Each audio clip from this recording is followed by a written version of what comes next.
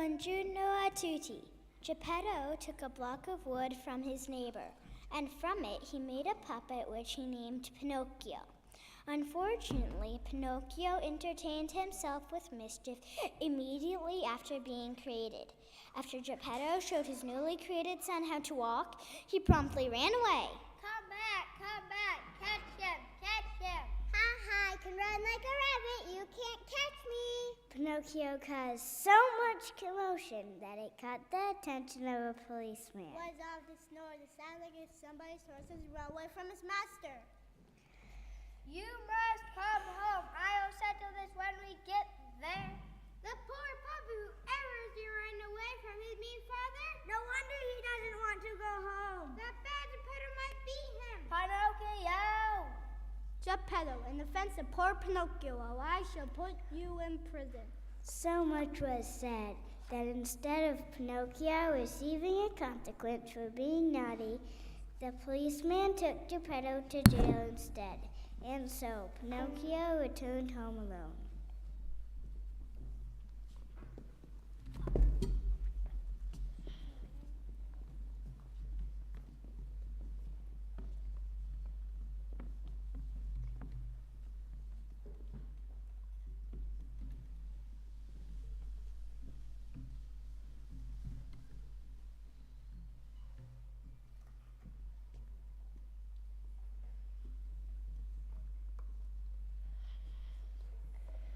When Pinocchio returned home, he heard a strange noise. Cree, cree, cree.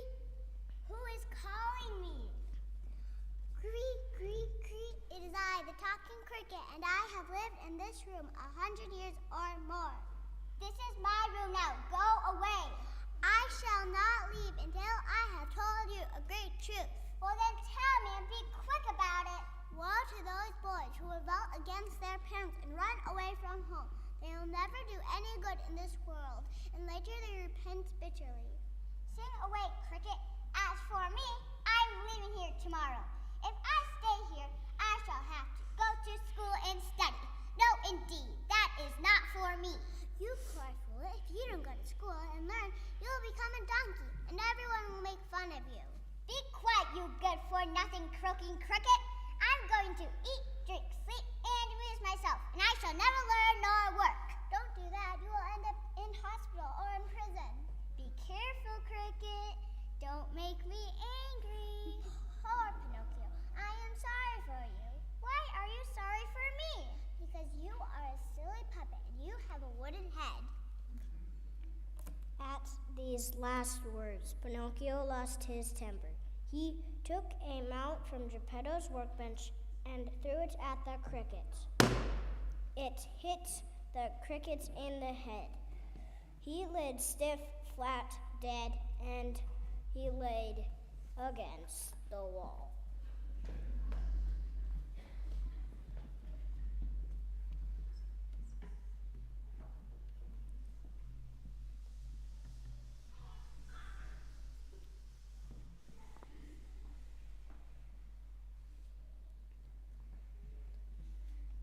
During the night, Pinocchio put his feet near the coal brazier to warm them and unknowingly burnt his legs off. Geppetto returns home and feels sorry for Pinocchio. He makes new wooden legs for him. He gives him his own breakfast himself going hungry. And he even sells his only coat to buy school books for Pinocchio. Pinocchio is repentant and resolves to go to school and learn as best as he can. On the way to school, however, Pinocchio meets with temptation. At school, I shall learn to read and write and do arithmetic. I can't wait. I shall be so smart and earn lots of money. Then I can buy my daddy a new coat. Ooh, what is that music that I hear? What does this sign say? Oh, I wish I could read. The sign said, "Puppet Show." Oh, how desperately Pinocchio went to see the puppet show. Pinocchio quickly forgot his purpose of going to school to learn to read and write. When a man offered to buy Pinocchio school books for 2 pennies he needed in order to buy a ticket, Pinocchio quickly sold his school books. the very books for which Geppetto sold his only coat and attended the puppet show, thinking only of his amusement. School and learning were forgotten.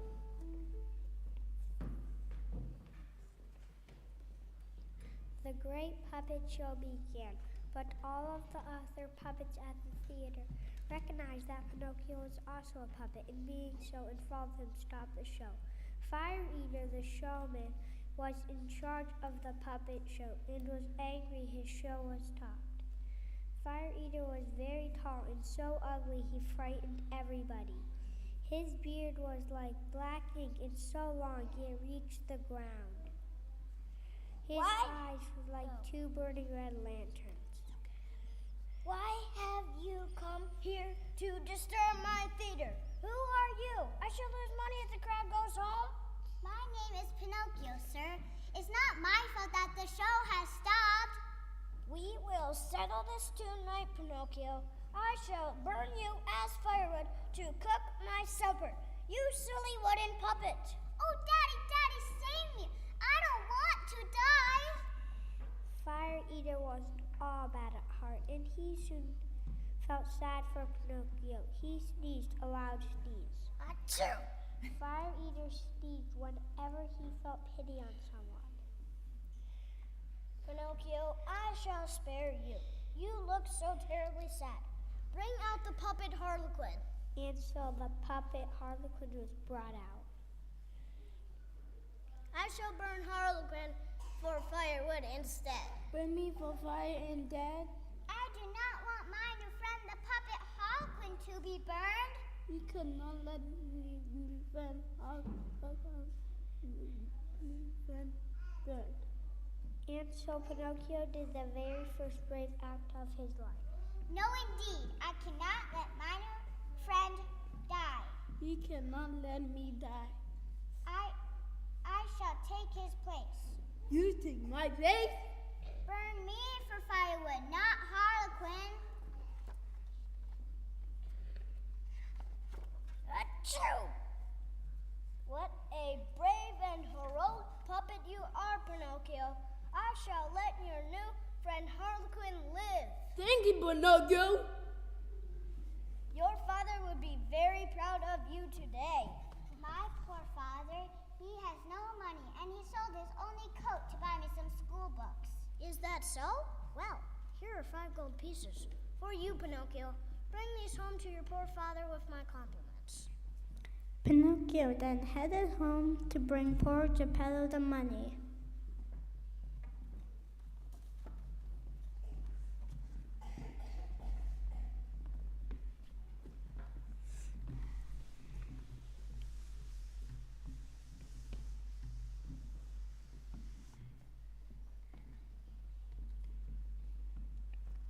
Pinocchio was very proud of the 5 gold pieces and couldn't wait to show them to his father.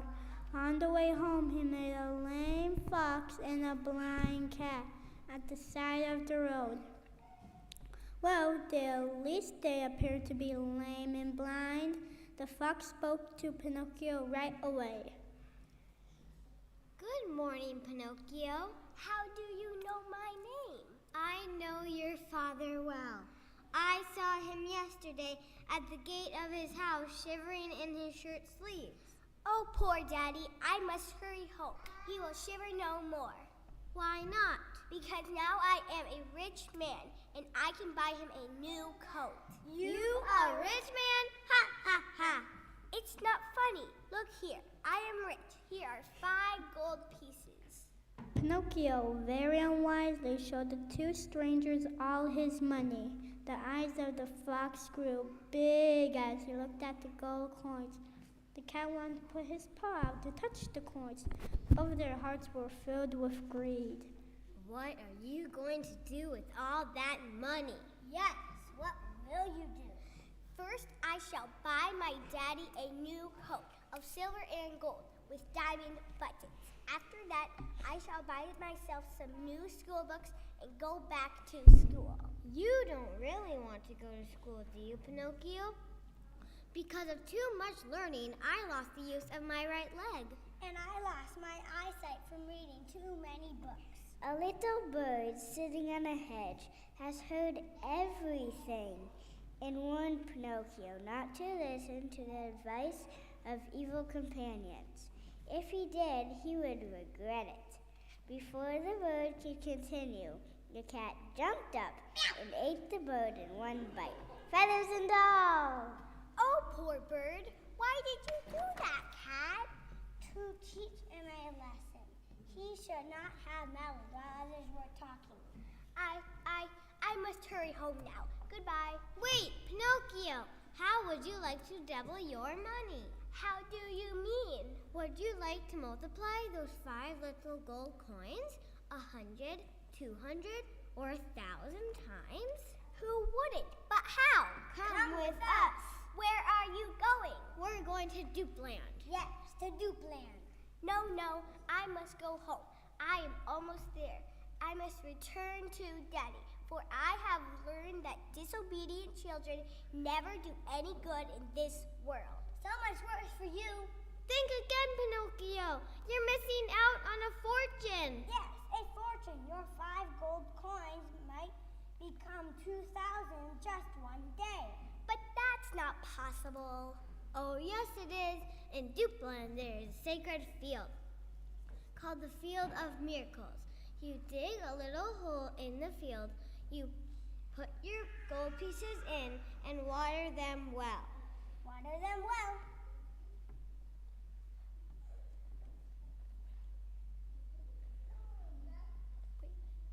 When you wake up, you'll see a marvelous tree with gold pieces hanging from every branch.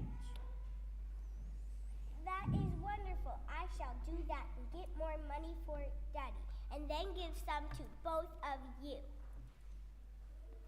Oh, no, we do not work for gain. We only do things for others. Yes, only for others. Well, let's start. I shall come with you.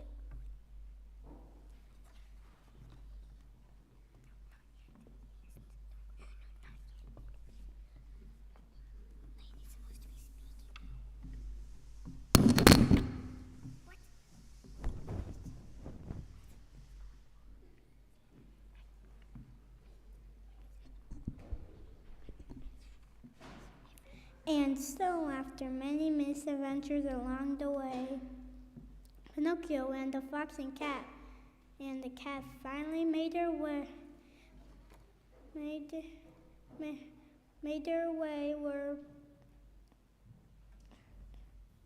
to the place where Pinocchio will plant his money.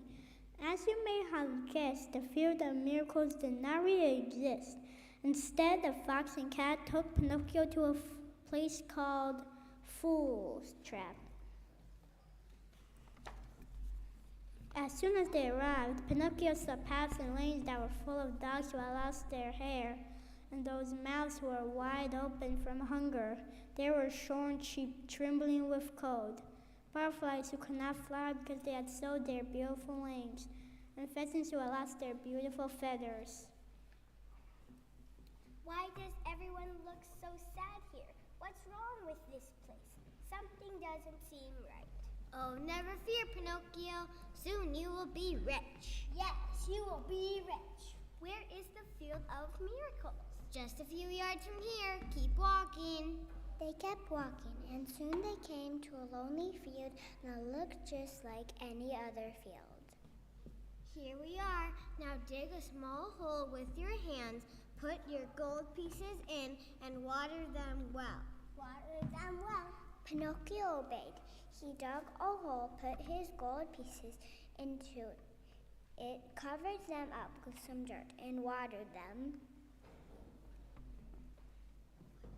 What else must I do? Nothing else. Go and rest. When you return, you will see a little tree with its branches covered with money. Oh, wonderful. I shall have to buy both of you a lovely present.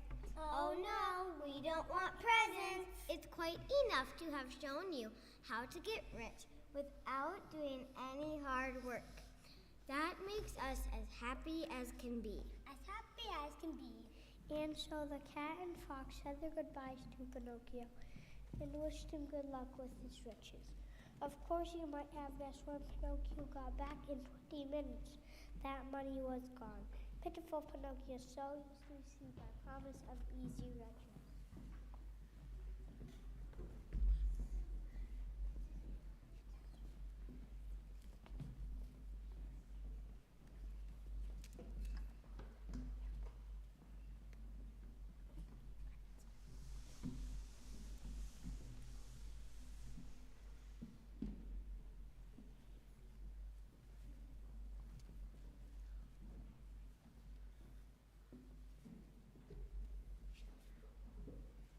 We have seen that Pinocchio has many weaknesses. He is disobedient, lazy, easily tempted, and lacks discernment. How easy he was led astray by the fox and cat. He also turns his ear away from advice. Do you remember what he did to the cricket, who gave him wise counsel? Another comes into Pinocchio's life to help and befriend him, the blue fairy. Oh, and if he didn't have enough weaknesses already, he has another. Pinocchio has a horrible habit of lying. In this scene, we shall come upon Pinocchio at the home of his new friend, the Blue Fairy. He has just lied to her 3 times about the money he had lost to the fox and cat, and as a result, his nose has grown dreadfully long.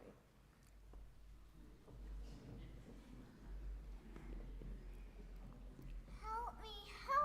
My nose is so long that I cannot even get out the door. Help! Oh, Pinocchio. Why are you laughing at me? I am laughing because of the lies you have told. How did you know I was telling lies? Lies, my dear boy, can easily be recognized. There are 2 kinds of them. Those with short legs and those with long noses. Your kind have long noses. I can't have a nose this long. Help me, fairy, help me. I won't ever lie again, I promise. The Blue Fairy let the puppet wail and cry for a good half an hour. Before helping him, she did this to teach him a lesson and to convict him of the very bad habit of lying, which is one of the worst habits a boy can have. She finally clapped her hands, and 1,000 woodpeckers came in at the window and picked out Pinocchio's nose until it was back to its normal size. Oh, thank you. How good you are, dear fairy. I love you so much. You are as a sister to me. I'll remember you when I grow bigger and I am a man. I am so sorry, Pinocchio, but you can never grow. Why not? Because puppets do not grow. They are born puppets, they live puppets, and they die puppets. I'm sick of always being a puppet. It's about time I became a man like other people. If only you deserve it, you could become a man. And I could? And what can I do to deserve becoming a man? It is easy. You begin by being a good boy. Am I not a good boy? You are anything but. Good boys are obedient. I am never obedient. Good boys like to work and go to school. And I'm an idle vagrant. Good boys tell the truth. And I tell lies. I am so sorry, Blue Fairy. From this day forward, I will do what you tell me to do. I am tired of being a puppet, and I want to be a real boy. You said that I could, didn't you? Yes, it's true, but it all depends on you. And now, I must find my father. And so, said my father, I like to say, here, goodbye, right away. You made the day.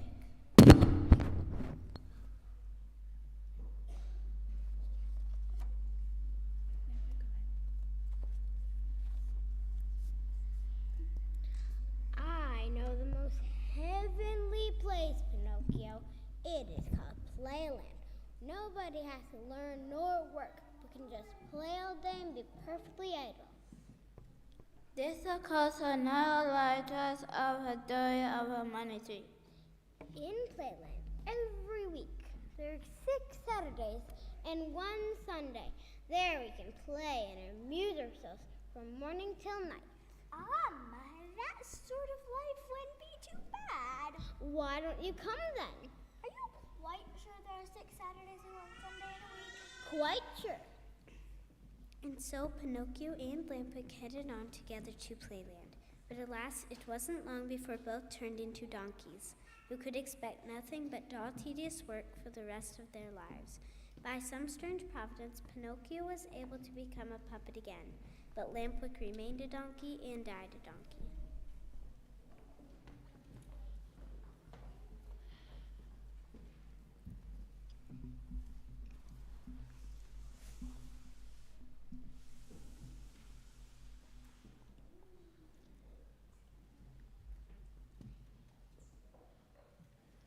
In the next scene, Pinocchio has just changed from a donkey back into a puppet.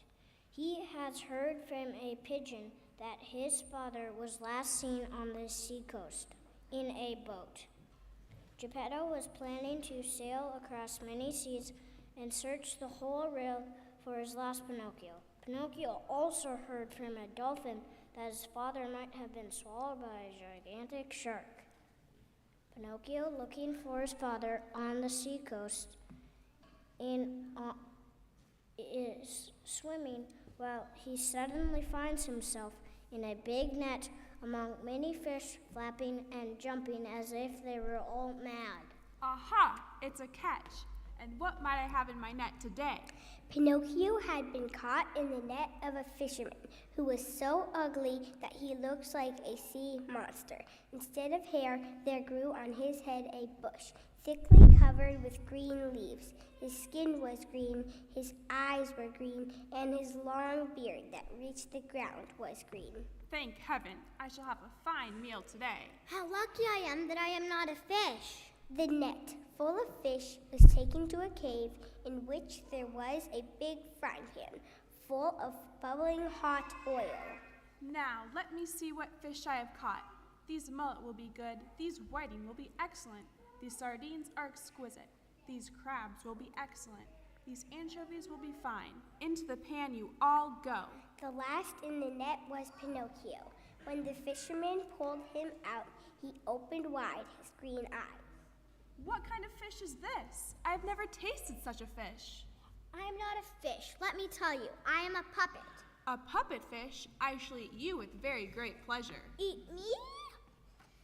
Would you prefer to be fried in oil in a pan or stewed with tomato sauce? To tell you the truth, if I must choose, I'd prefer to get back my freedom and go home. Pinocchio cried and screamed and begged for mercy. How much better it would have been if he had gone to school. He had paid dearly for listening to his friends. The green fisherman bound Pinocchio with a long bulrush and threw him into a dish. He rolled him in flour in preparation for the frying pan. Just as he was to be thrown into the scalding oil, a big hungry dog entered the cave and rescued poor Pinocchio in repayment for a kind deed that the puppet has once bestowed upon him. For we all know that one good deed deserves another.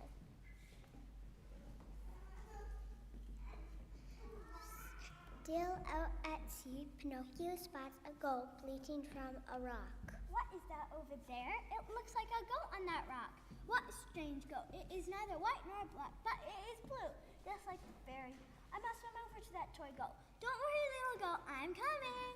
When Pinocchio was halfway to the goat, a gigantic shark with a horrible head and a mouth like a cave with 3 rows of terrible teeth emerged from the sea.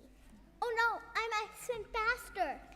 The little goat on the rock bleated for Pinocchio to swim faster, but the monster caught him and sucked him in as one sucks in an egg. Pinocchio fell into the monster's fish's stomach.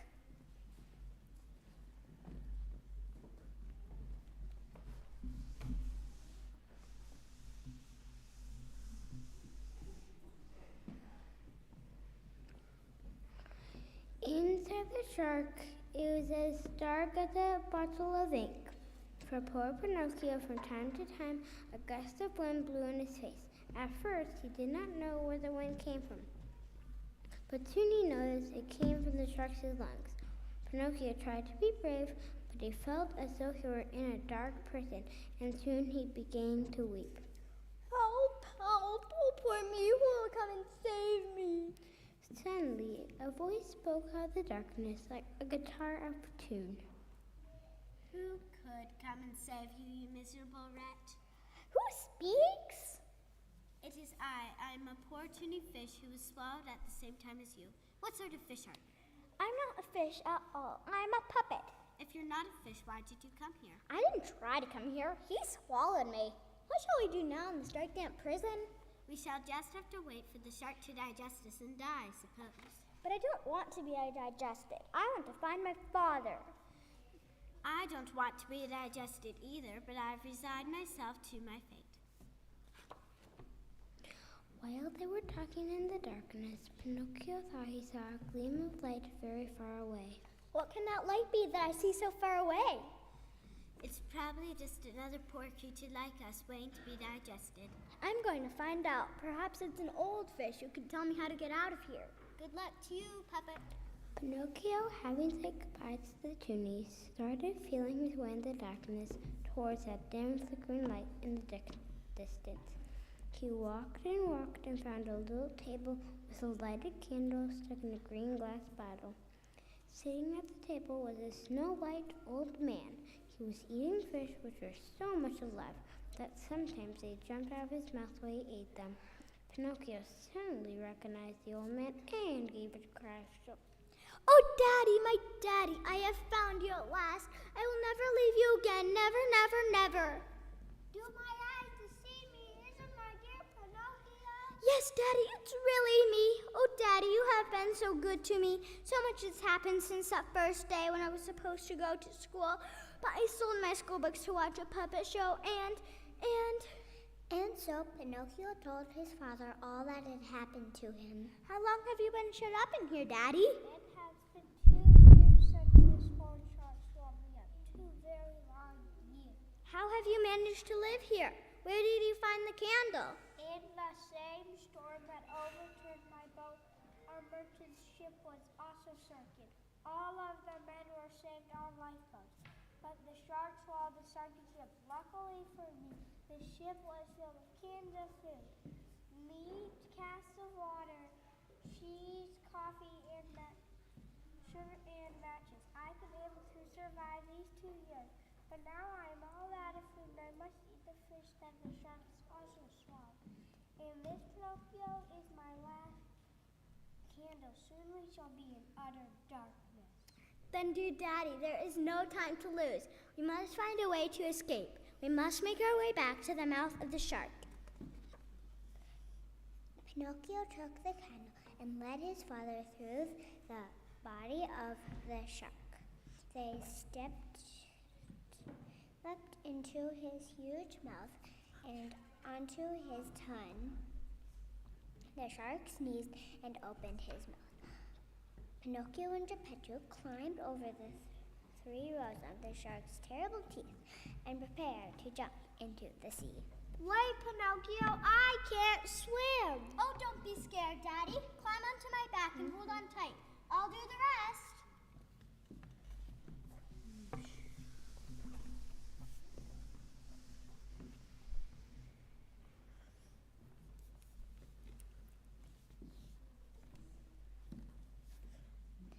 Brave little Pinocchio swam a very long distance with Geppetto on his back, but soon he became weak and exhausted.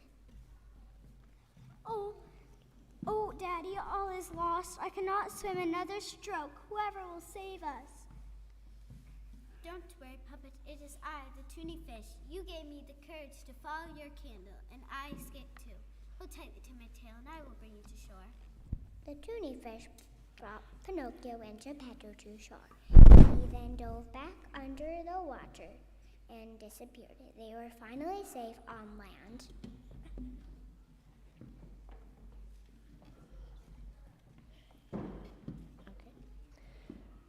Pinocchio and Geppetto were overjoyed to get home. That night, Pinocchio had a dream about the Blue Fairy. She gave him a kiss and praised him for his courage and good deeds. Brave Pinocchio, in return for your good heart, I forgive you all your past misdeeds. Children who love their parents and help them are worthy of praise and love, even if they are not models of obedience and good behavior. Be good, Pinocchio. You will be happy. Then the dream ended, and Pinocchio awoke full of amazement. He was no longer a puppet. Look at me, I'm a real boy. Come on, Dad, wake up, just look at me. Oh, my dear Pinocchio, you're a real boy at last. Daddy, tell me, what does mean of the sun change? This sudden change is all due to you. When children who were naughty become good, it gives joy and a new smiling appearance to the whole family. It's so wonderful. How ridiculous I was when I was a puppet, and how happy I am when I am a real boy.